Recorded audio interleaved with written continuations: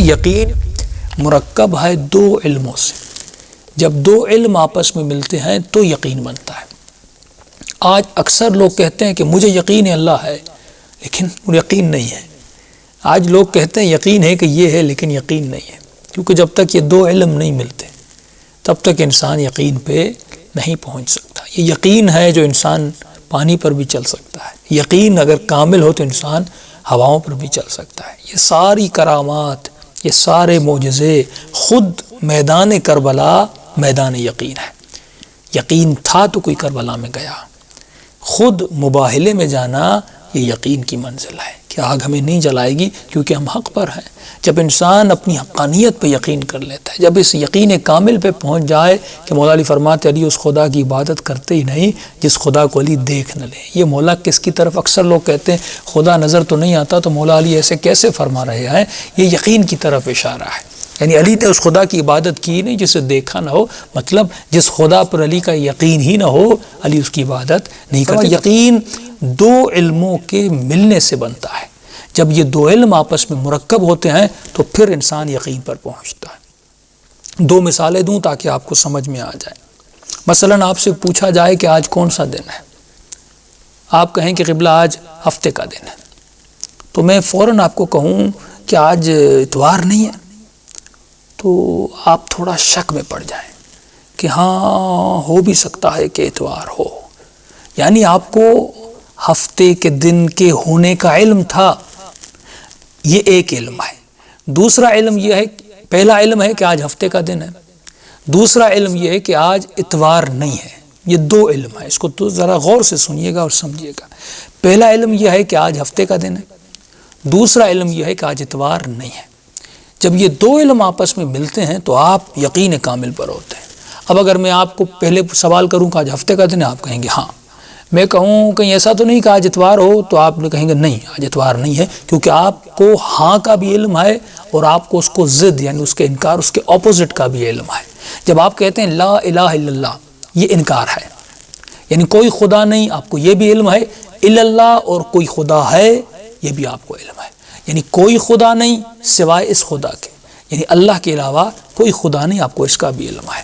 یہ ہم لا الہ الا اللہ، یہ ہمارا ایمان ہے، یقین نہیں ہے. ہم جتنے بھی مسلم ہیں ہم مومن ہیں. مومن اس لیے ہیں کیونکہ ہم نے رسول خدا سے سنا ہے نا، اور رسول خدا نے کہا کہ کوئی خدا نہیں. آج ہم میں سے کوئی ایسا مسلمان ہے جس نے خود جا کے دیکھا ہو، ڈھونڈا ہو، تلاش کیا ہو، سرچ کی ہو، پوری کائنات کے چپے چپے میں دیکھا ہو شاید خدا کے علاوہ کوئی اور خدا ہو؟ اگر کوئی ایسا کرے یعنی یہ اس کا انکار ہے.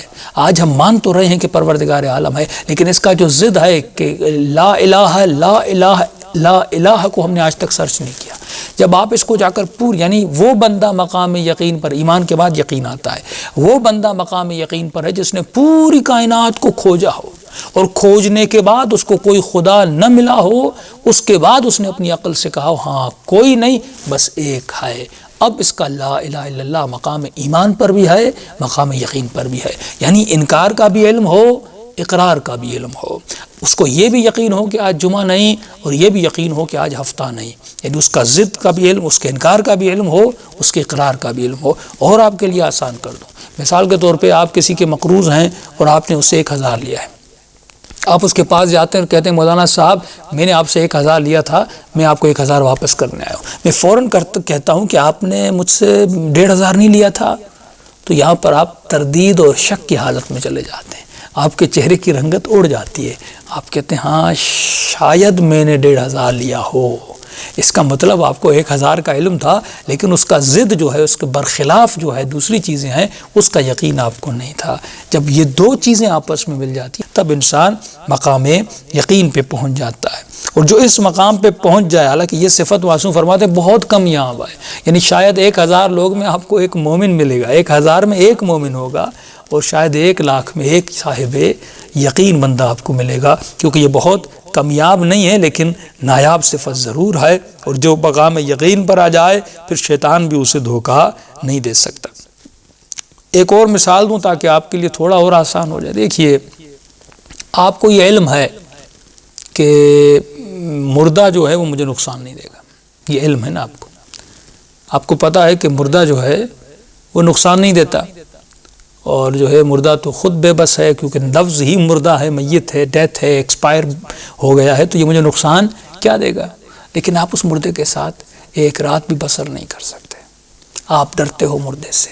کیوں ڈرتے ہو؟ کیونکہ اس کے انکار کا یقین نہیں ہے. آپ کے ذہن میں پھر بھی کہیں نہ کہیں علم تو ہے کہ یہ مردہ اٹھے گا نہیں، لیکن اس کا انکار ہے کہ کیا یہ اٹھ بھی سکتا ہے، وہ اس کا انکار ہے، تو اس کا آپ کو یقین نہیں ہے. انسان کے اندر ہی اندر کہیں نہ کہیں بات چھپی ہوتی ہے، شاید اٹھ جائے. علم بھی ہے کہ یہ مردہ ہے، لیکن وہ شاید بھی اندر تردید زندہ ہے. جب یہ دونوں چیزوں پر یقین ہو جائے نا تو انسان پھر اعلیٰ مقام پر ہوتا ہے. پھر مردہ تو کیا، پھر قبرستان تو کیا، انسان کسی شے سے ڈرتا نہیں ہے.